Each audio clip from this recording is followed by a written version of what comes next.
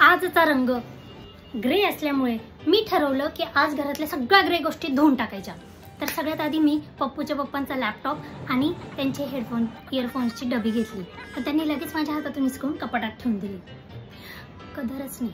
मग त्यांच्या कपाटात मी बघितलं तर तिथे 50 शेड्स ऑफ ग्रे तर नाही पण मेनी शेड्स ऑफ ग्रेचे कपडे होते। ते मला बोलले की धुवून इस्त्री करून ठेवलेले कपडे परत का धुवायला काढतेस, ठेवते। लगेच ठेवून दिले मी, तशी आज्ञाधारीच आहे।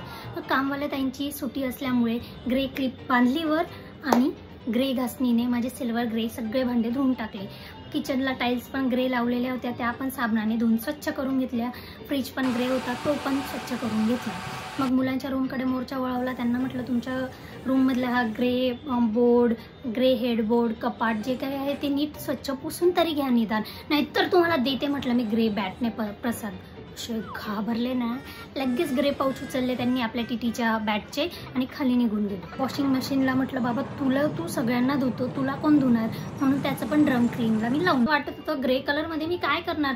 पण आज काढायला गेली तर लक्षात आलं की घरात किती साऱ्या गोष्टी ग्रे आहेत।